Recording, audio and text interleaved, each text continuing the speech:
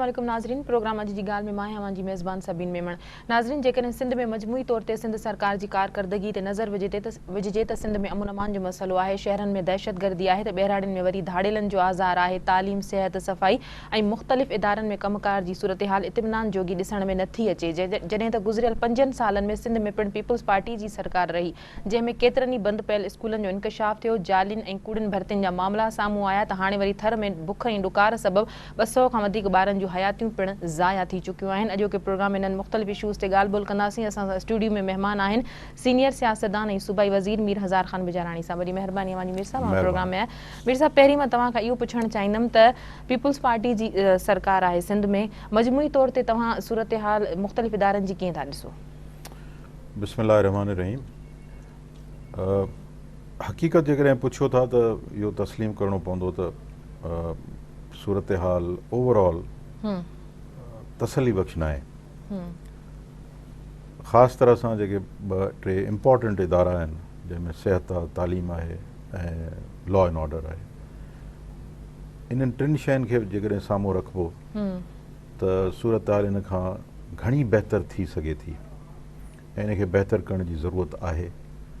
ईअं कोन्हे त सिंध हुकूमत इन खां बिल्कुलु गाफ़िल आहे या असांखे ख़बर कान्हे। सिंध हुकूमत बिल्कुलु इन इशूज़ खे सम्झे बि अथी, पर ख़बर नाहे छो हिन महिल ताईं उनखे टैकल अहिड़े नमूने नाहे कयो वियो जो इहे इशूज़ रिज़ॉल्व थी सघनि। मुंहिंजो ज़ाती पंहिंजो ख़्यालु इहो आहे त इन हवाले सां रेवोल्यूशनरी असांखे स्टेप्स कुझु खणणा पवंदा। एड्यूकेशन बुनियादु हूंदो आहे। कंहिं बि क़ौम खे तरक़ी ओसि ताईं नथी मिली सघे जेसि ताईं उन जा अफ़राद तालीम याफ़्ता न हूंदा, हुननि जी ज़हनी तरबियत सही कान हूंदी ऐं हुननि जो विज़न प्रॉपर कोन हूंदो, तेसीं उहा क़ौम तरक़ी न कंदी। तारीख़ गवाह आहे त माज़ी में तव्हां ॾिसो उन्हनि क़ौमुनि तरक़ी कई जेके इल्म जे मैदान में अॻिते वधिया। पोइ वेस्ट हुजे चाहे ईस्ट हुजे, इस्लाम जो अर्ली जेको ज़मानो हुयो उन में बि तव्हां ॾिसो त इल्म जे हवाले सां जेका टेक्नीक हुई या जेको कुझु इल्मी सलाहियत मुसलमाननि हासिलु कई, उन जे बलबूते ते हू दुनिया में हर जाइ ते फैलंदा विया। जॾहिं यूरोप बिल्कुलु डार्क एजिस में हुयो त उन वक़्तु मुसलमान इल्म में रुधल हुआ ऐं इल्मु हासिलु करे हुननि सॼी दुनिया ते ग़लबो हासिलु करण जी कोशिशि कई, जेका उन वक़्त जी नोन दुनिया हुई। पर जॾहिं इल्म खां पासो थींदो वियो ऐं बाक़ी दुनिया इल्म ॾे रुजू करणु शुरू कयो त पोइ उन्हनि जो वरी पलड़ो भारी थींदो वियो।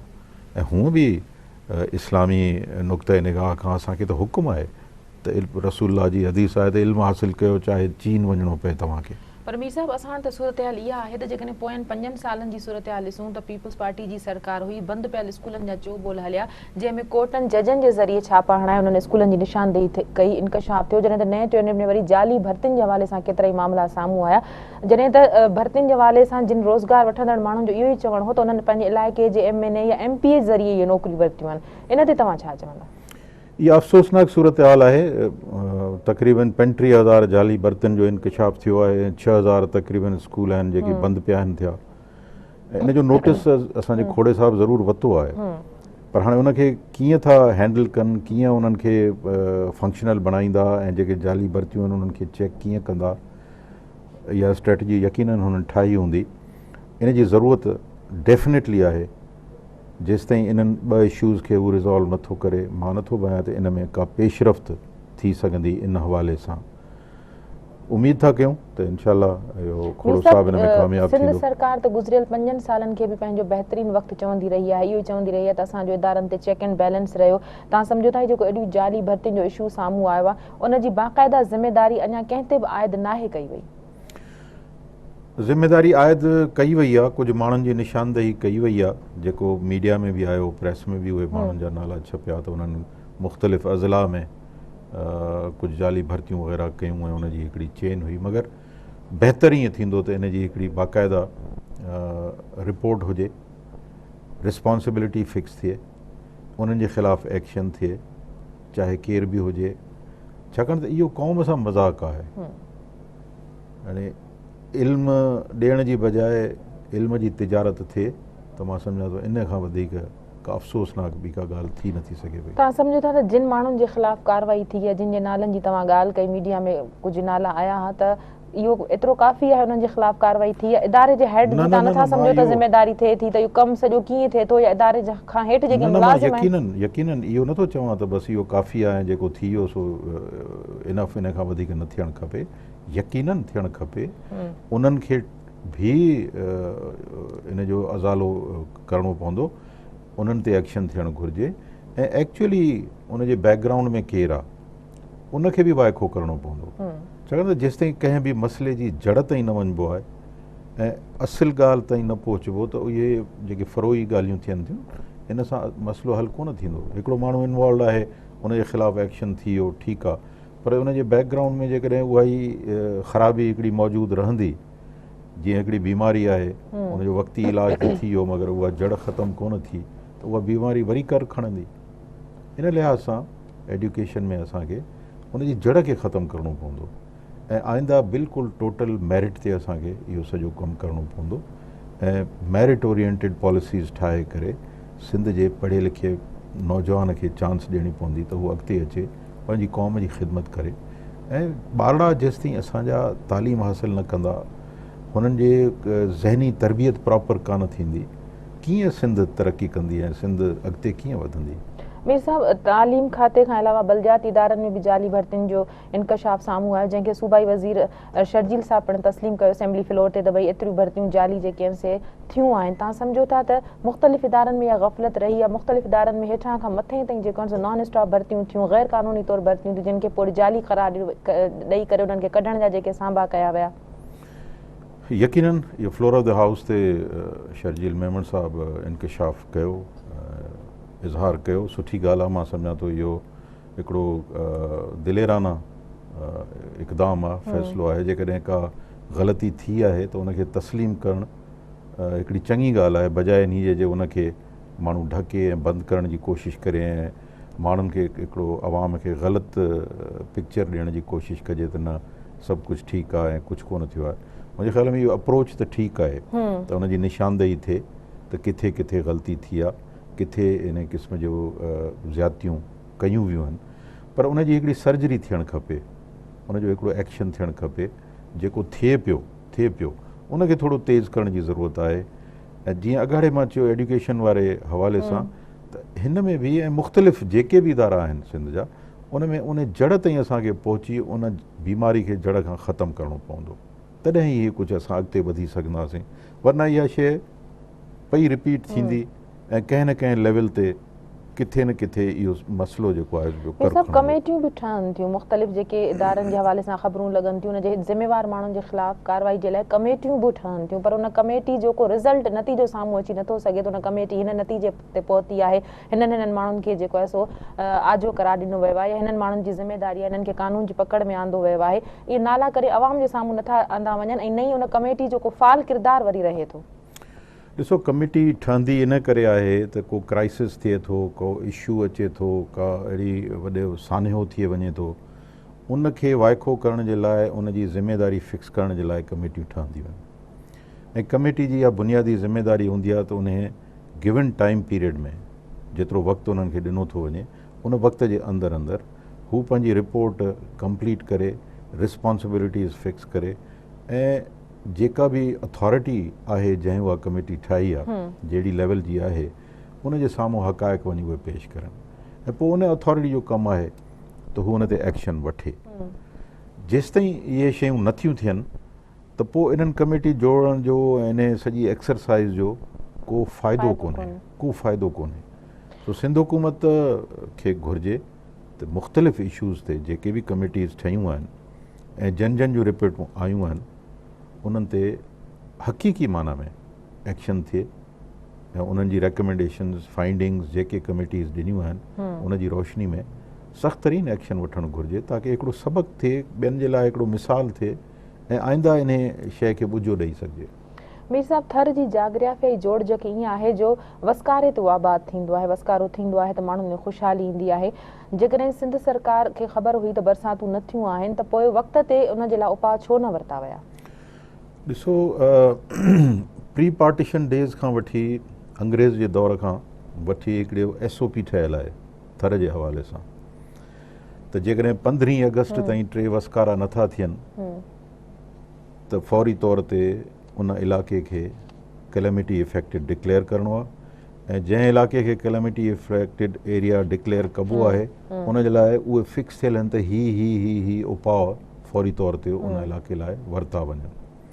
हाणे जेकॾहिं इहे SOP खे फॉलो कजे त मां सम्झां थो थर जी सिचुएशन खे कंट्रोल करे सघिजे थो ऐं माज़ी में ईअं थींदो आयो आहे।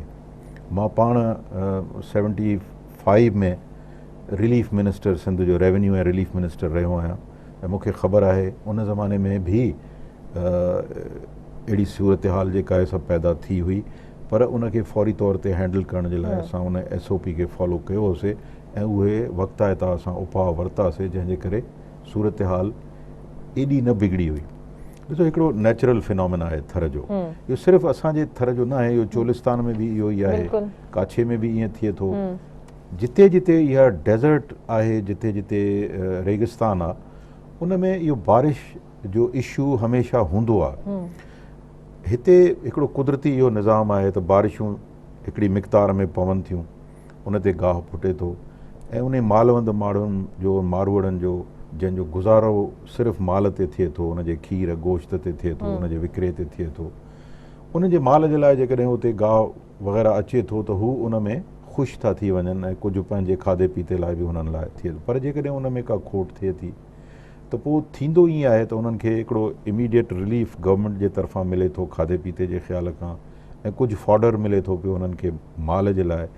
ऐं बाक़ी इहो आहे त इन सीज़न में पोइ वरी हू माइग्रेट करे थो उतां थर जो माण्हू ऐं बराज एरिया में सिंध में अचे थो, जिते हू कणकनि जा लावारा कनि था पिया, मज़दूरी करनि था, कमाइनि था। पुठियां जेके उन्हनि जा पोढ़ा ऐं जेके डिसेबल्ड क़िस्म जा माण्हू आहिनि उन्हनि खे हू छॾे था अचनि, जिन लाइ उते कणक बि मौजूदु आहे, खाधो बि मौजूदु आहे, उन्हनि खे का तकलीफ़ कान थी थिए। हीउ हिकिड़ो सिलसिलो आहे, हिकिड़ी साइकिल आहे जेका हले थी।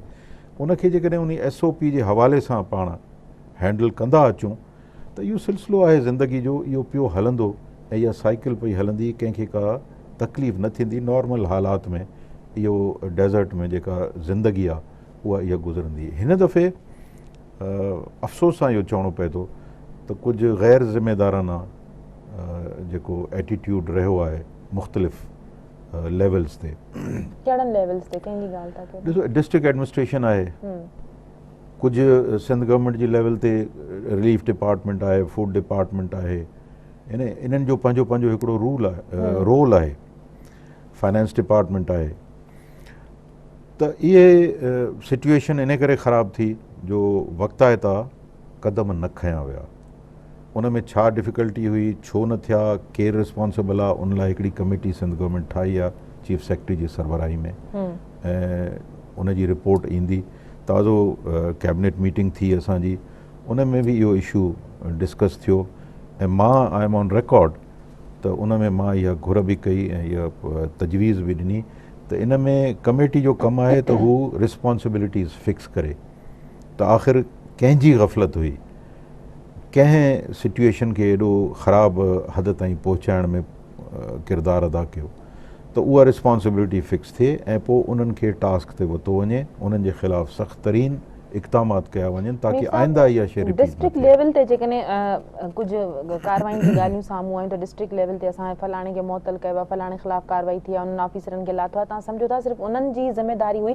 उन्हनि माण्हुनि कंहिंजी पुठ भराई ते एतिरी वॾी गफ़लत कई आहे? छा उन्हनि खे पुछाणे जो को डपु न हो या उन्हनि खां को पुछाणो करण वारो कोन हो? हुकूमती सतह ते तव्हां नथा सम्झो त कंहिंजे ख़िलाफ़ु कार्रवाई? ज़िम्मेदारी सभिनी जी आहे। इहो सिलसिलो शुरू थींदो आहे मुख़्तियारकार खां, STM खां, डिप्टी कमिश्नर, छो जो ऑन द स्पॉट इहे अफ़सर मौजूदु आहिनि उते, उन्हनि खे ख़बर आहे त हिन इलाइक़े में बारिश थी आहे न थी आहे, सूरत हाल कहिड़ी आहे, कुझु ॾींहंनि खां पोइ हिते ॾुकार थियण वारो आहे।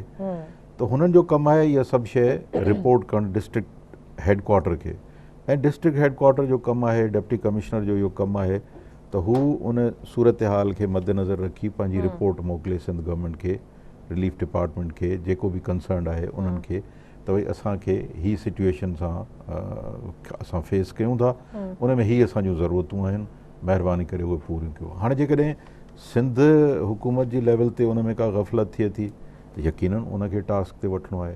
त इहो सॼो हिकिड़ो चेन आहे, इहो सिर्फ़ु डिस्ट्रिक्ट ताईं न आहे, हर हिक जी पंहिंजी पंहिंजी लेवल जी हिकिड़ी रिस्पॉन्सिबिलिटी आहे। जीअं हाणे हिन क्राइसिस में बि तव्हां ॾिठो त हिक ॿिए जे मथां इल्ज़ाम लॻणु शुरू थी विया। हू चए त मूं ख़त लिखियो, हू चवनि त असांखे ख़त देरि पहुतो, हू चवनि त फाइल न मूव थी, हू चवनि हीअ न थियो। त इहे सभु शयूं फोकस में अचणु घुरिजनि। इहा कमेटी चीफ सेक्रेटरी जी जेका वेठी आहे, इन जो फ़र्ज़ु आहे त हू इनखे बाक़ाइदा मेरिट ते थरली एग्ज़ामिन करे ऐं रिस्पॉन्सिबिलिटीज़ फिक्स करे त कहिड़ी लेवल ते कंहिंजी गफ़लत आहे जंहिंजे करे इहो थर में हेॾो वॾो नुक़सानु थियो। ग़रीब मारूड़ा वीचारा 200 जे क़रीब उन्हनि जा ॿारड़ा मरी विया, मालवंद माण्हू उन्हनि जो माल मरी वियो, ऐं केतिरा ई ॿिया माण्हू तकलीफ़ में अची विया। त इहो आख़िर इन जो ज़िम्मेदार केरु आहे? ब्रेक जो वक़्तु आहे, ब्रेक खां पोइ कंटिन्यू कयूं था। नाज़रीन, प्रोग्राम में वक़्तु थियो आहे वक़फ़े जो, वठूं था वक़फ़ो।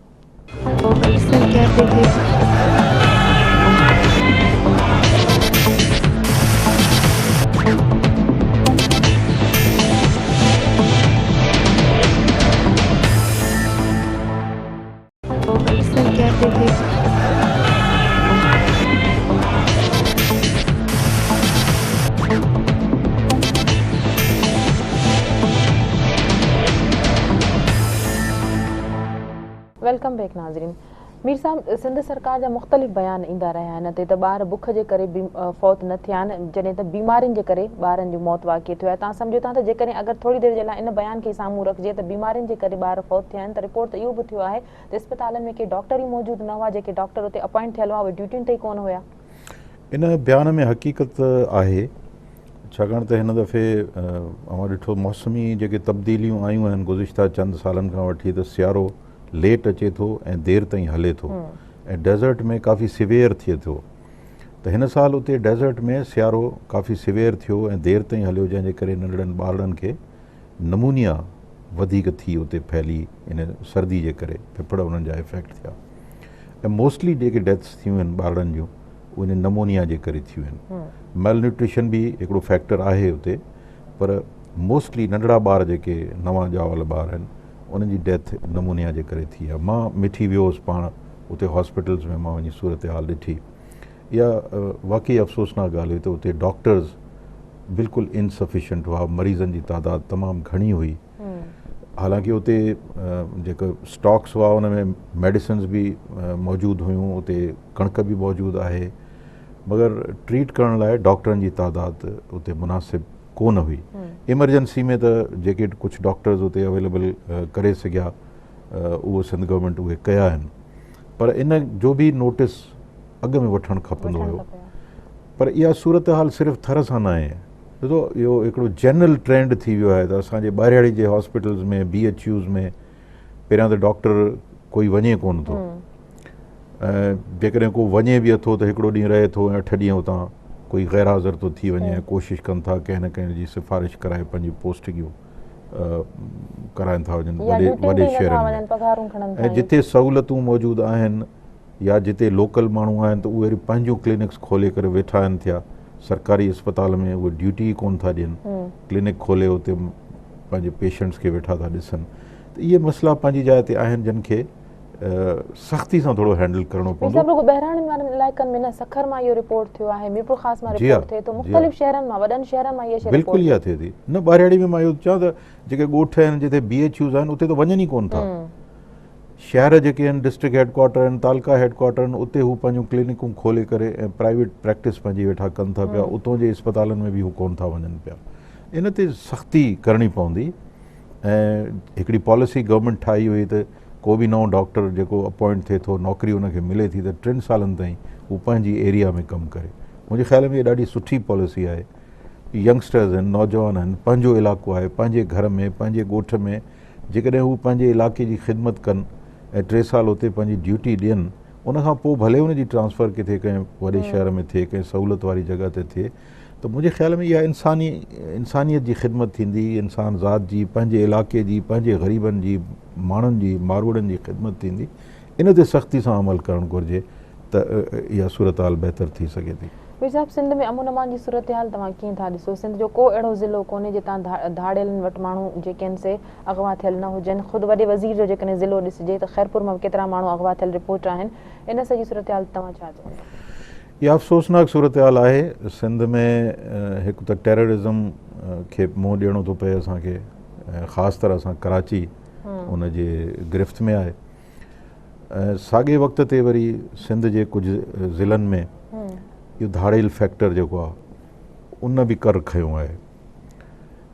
हाणे इनखे हैंडल त काफ़ी सालनि खां वठी करण जी कोशिश कई वई आहे, मगर उनजो को पॉज़िटिव रिज़ल्ट जेको आहे सो आयो कोन्हे। उनजो हिकिड़ो रीज़न त इहो थी सघे थो जो फोकस सॼो कराची ते ऐं टेररिज़म ते वधीक रहियो आहे, ऐं हीअ जेको फैक्टर धाड़ेल फैक्टर आहे इन ते एतिरो कोन रहियो आहे। नंबर 2, असांजी जेका पुलिस फोर्स आहे उहो बि कुझु सालनि खां वठी डीमोरलाइज़ड रही आहे। छाकाणि डीमोरलाइज़ रही आहे? असांजा ख़ासि तरह जेके क़बाइली इलाइक़ा आहिनि सिंध जा, जिते अपर सिंध जा डिस्ट्रिक्ट्स आहिनि ऐं जिथे सूरत हाल वधीक ख़राबु आहे, उते थिए ईअं थो त जेकॾहिं को पुलिस एक्शन वठे थी कंहिं क्रिमिनल जे ख़िलाफ़ु ऐं उन एक्सचेंज ऑफ फायर में किथे क्रिमिनल को मरी थो पए त फ़ौरी तौर ते उनखे वरी क़बाइली रंग ॾेई करे ऐं उन सिपाही या उन इंस्पेक्टर या उन DSP या उन SP जे ख़िलाफ़ु बाक़ाइदा हिकिड़ो महाज़ थो ठाहियो वञे त हीउ क़बाइली जहिड़ो आहे हिन जो, ऐं हुनजी जान तॾहिं थी वञी छुटे जॾहिं हू उनजो वञी एवज़ा मुआवज़ा ॾेई करे ऐं पंहिंजी जान थो छॾाए थो, भई ठीकु आहे मूंखां ग़लती थी वई। हाणे जेकॾहिं इहा सूरत हाल हूंदी त कहिड़ो पुलिस वारो, कहिड़ो पुलिस फोर्स जो माण्हू सरकार जे ड्यूटी ॾियणु, पंहिंजी ज़िमेदारी सां ड्यूटी ॾियणु पंहिंजो फ़र्ज़ु सम्झंदो? पोइ त हर को बचाव करण जी कोशिशि कंदो। इहो हिकिड़ो रीज़न आहे जंहिंजे करे असांजी पुलिस फोर्स इनएफेक्टिव थी वई आहे। हिकिड़ो त मुंहिंजे ख़्याल में इनखे थोरो बूस्ट ॾियण जी ज़रूरत आहे, पुलिस फोर्स खे मॉरल सपोर्ट जी ज़रूरत आहे। ॿियो जेको लोकल पोस्टिंग्स आहिनि, मां ज़ाती तरह सां हिन ख़्याल जो आहियां त हर डिस्ट्रिक्ट मंझां लोकल फोर्स जेका आहे उनखे कढी न सिर्फ़ु डिस्ट्रिक्ट आउट कजे बल्कि उनखे डिवीज़न आउट कजे, ताकी हू पंहिंजनि इलाइक़नि खां उहे माण्हू निकिरी वञनि। उन में छा आहे त मजबूरियूं बि थियनि थियूं, माण्हुनि जा वास्ता नाता बि थियनि था, ऐं थाणनि ताईं इंफॉर्मेशनूं जेके आहिनि से धाड़ेलनि खे, बदमाशनि खे थाणनि ताईं मिलनि थियूं पियूं, ऐं उहे कंहिं ते एक्शन थियणो आहे, कंहिं ते रेड थियणो आहे त पुलिस फोर्स पहुचण खां अॻु में उन्हनि खे थाणे तां इंफॉर्मेशन वञे थी, फ़ोन वञे थो त तव्हां ते अॼु रेड थियणो आहे, तव्हां पंहिंजो इंतज़ामात करे छॾियो हुन जा। त मुंहिंजे ख़्याल में इन जे लाइ थोरो असांखे रेवोल्यूशनरी स्टेप्स खणणा पवंदा, ऐं इहे जे असां खणंदासीं त यकीनन उन सां कुझु इम्प्रूवमेंट ज़रूरु ईंदी। ऐं इहो असांजो बेसिक फ़र्ज़ु आहे, कंहिं बि law and order provincial government जी ज़िम्मेदारी आहे, ऐं इहो असांजो बुनियादी फ़र्ज़ु आहे त असां पंहिंजे शहरनि खे जान माल इज़त जो तहफ़ुज़ फ़राहम कयूं। उहो नथा कयूं त इहा असांजी फेलियर हूंदी। मीर साहब, असां वटि केतिरनि क़िस्मनि जी दहशतगर्दी थिए थी, जिन में इंतहा पसंद ज़रिए थिए थी, बम धमाकनि ज़रिए थिए थी, टारगेट किलिंग ज़रिए थिए थी, जड़नि झगड़नि में हज़ारे माण्हू हथियार खणी रोडनि रस्तनि ते निकिरी अचनि था। तव्हां सम्झो था त सिंध में वॾे पैमाने ते ऑपरेशन जी ज़रूरत आहे? सिंध में बिल्कुलु ज़रूरत आहे, पर हाणे ऑपरेशन्स बि ॾिसो माज़ी में एतिरा थिया आहिनि जे उहो बि हिकिड़ो हाणे मिसयूज़ थियणु लॻो आहे टर्म। मुंहिंजे ख़्याल में असांखे पंहिंजी पुलिसिंग खे बहितरु बनाइणो पवंदो। छाकाणि ॾिसो न, ऑपरेशन हिकिड़ो टेम्पररी फेज़ थिए थो, तव्हां रेंजर्स खे इन्वॉल्व कंदो, आर्मी खे इन्वॉल्व कंदो, उहे छा कंदा? महीनो 2 महीना 3 महीना 6 महीना मैक्सिमम उहो करे निकिता हलिया वेंदा। उनखां पोइ आख़िर उन सिचुएशन खे केरु हैंडल कंदो? तव्हांजी पुलिस कंदी। त असांखे हिकु त पुलिसिंग खे बहितरु करिणो आहे, उनजी ट्रेनिंग खे बहितरु करिणो आहे, ऐं उनजो रेशियो जेको आहे पॉपुलेशन जे हिसाब सां उनखे असांखे प्रॉपर करिणो पवंदो। छाकाणि त थाणनि जी नफ़री खे हाणे तव्हां कंपेयर करे रेशियो ॾिसंदो उन थाणे जी पॉपुलेशन सां त ज़मीन आसमान जो फ़र्क़ु आहे, ज़मीन आसमान जो फ़र्क़ु आहे। त असां जेकॾहिं इहे उपाउ वठूं ऐं पुलिसिंग खे बहितरु बणायूं, रेशियो बहितरु कयूं, उनखे बहितरु तरीक़े सां इक्विप कयूं, जेको कयूं पिया असां। हाणे सिंध में तक़रीबन 10,000 पुलिस में भर्तियूं थियनि थियूं। इन्हनि खे इक्विप करण जे लाइ, इन्हनि जे लाइ बुलेट प्रूफ जैकेट्स जो बंदोबस्तु कयो पियो वञे, आर्म्स एंड एम्यूनेशन जो कयो पियो वञे, बुलेट प्रूफ व्हीकल्स जो बंदोबस्तु कयो पियो वञे, जेके कुझु इहे ज़रूरतूं आहिनि पुलिस जूं उहे सभु पूरियूं करे थी सिंध गवर्नमेंट। इन लाइ बजट भी अप्रूव कराई वई आहे कैबिनेट खां, ऐं इंशाल्लाह इन खे बहितर बणाईंदासीं ऐं इन खे इफेक्टिव बणाईंदासीं। मीर साहब, अमन अमान खां पोइ सिंध में हिकिड़ो वॾो मसइलो मज़हबी रुझान जो आहे जेको लाड़ो वधी रहियो आहे। ताज़ो कुझु ॾींहं अॻु लाड़काणे में जेको इंता पसंद जो वाक़ियो थियो, उन खां अॻु में शिकायत में थी चुको आहे, जैकबाबाद में थी चुको आहे, पिंगरीअ जो वाक़ियो तव्हांजे साम्हूं आहे। तव्हां सम्झो था त मज़हबी नफ़रत खे वधण खां कीअं थो रोके सघिजे? सिंध धरती अहिड़ी धरती आहे जिते सदियुनि खां वठी हिंदू, मुस्लिम, सिख, ईसाई, शिया, सुन्नी, देवबंदी, बरेलवी, इहे सभु गॾु असां रहिया आहियूं। छाकाणि त हीअ सूफ़ियुनि जी सरज़मीन आहे, दरवेशनि जी सरज़मीन आहे, ऐं हिते इहो ई सबक़ु ॾिनो वियो आहे त गॾिजी रहूं, दुश्मनियूं न कयूं, मुहबत विरहायूं, प्यार विरहायूं ऐं हिक ॿिए खे बर्दाश्त कयूं। त सदियुनि खां वठी इहो माहौल सिंध जे अंदरि मौजूदु हो, जंहिंसां हिते भाईचारे जो हिकिड़ो तमामु सुठो हिकिड़ो एटमॉस्फेयर उहो क्रिएट थियल हुयो। बदकिस्मती सां हिन टेररिज़म जे अचण खां पोइ इहे नफ़रतूं जेके आहिनि से वधणु शुरू थियूं आहिनि, ऐं उहे बि मज़हब जी बुनियाद ते।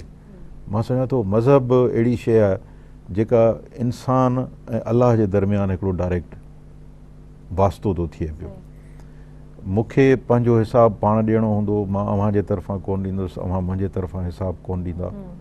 मां पंहिंजे कारण जेके कुझु मां कयां थो उनजो ज़िम्मेदार मां पाण आहियां, ऐं मूंखे इहो बि अख़्तियार कोन्हे त मां कंहिं ॿिए जे मथां का फ़तवा जारी कयां त मां सही आहियां ऐं ॿियो ग़लति आहे। हू ॼाणे, हुनजो अलाह ॼाणे। इस्लाम जो बुनियादी पैगाम ई इहो आहे त ज़िंदह रहो ऐं ज़िंदह रहणु ॾियो। इस्लाम तलवार सां न फैलियो आहे, इस्लाम प्रीचिंग सां फैलियो आहे, इस्लाम प्यार सां, मुहबत सां फैलियो आहे। तलवार सिर्फ़ु उन वक़्तु इस्तेमालु थी आहे जॾहिं को हमिलो थियो आहे ऐं डिफेंस में जंगियूं थियूं आहिनि, इस्लामिक जेके बि वॉर्स थियूं आहिनि। त उन शइ खे, उन स्पिरिट खे असांखे क़ाइमु रखिणो पवंदो। ख़ासि तरह असांजी सिंध में त शाह लतीफ़ भिटाई, सचल सरमस्त, कलंदर शहबाज़, इहे उहे बुज़ुर्ग आहिनि जिन हिते भाईचारे जो पैगाम ॾिनो आहे, गॾु रहण जो पैगाम ॾिनो आहे, हिकिड़ी अहिड़े माहौल खे हिते सिंध जे अंदरि पैदा कयो आहे जो इहे नफ़रतुनि जी त का गुंजाइश आहे ई कान। मीर साहब, सिंध में फ़ैसलनि जी हिकिड़ी रिवायत रही आहे, अदालतनि खां अलावा हिकिड़ो मतवाज़ी निज़ाम क़ाइमु आहे जंहिंमें जिरगा थियनि था, फ़ैसिला कया वञनि था। तव्हां सम्झो था त सुप्रीम कोर्ट पारां पाबंदी बावजूदि अदालतूं, कोर्टूं, पुलिस थाणा हुअण बावजूदि इन तरह जा जिरगा थियनि था जंहिंजी पुठभराई बासर माण्हू कनि था, जिन में इंसानियत खां किरियल फ़ैसिला बि कया वञनि था, जेकी रिपोर्ट बि थियनि था। तव्हां सम्झो था त इहो ग़लति आहे? ॾिसो, कुझु फ़ैसिला अहिड़ा थियनि था जेके बिल्कुलु ग़ैर क़ानूनी बि आहिनि, ग़ैर इख़लाक़ी बि आहिनि, लेकिन असां वटि हिते लफ़्ज़ जिरगे खे एॾो मिसयूज़ कयो वियो आहे जो हाणे उहो हिकिड़ी गार बणिजी चुको आहे। पहिरीं ॻाल्हि त इहा त जिरगे जो आख़िर डेफिनेशन छा आहे।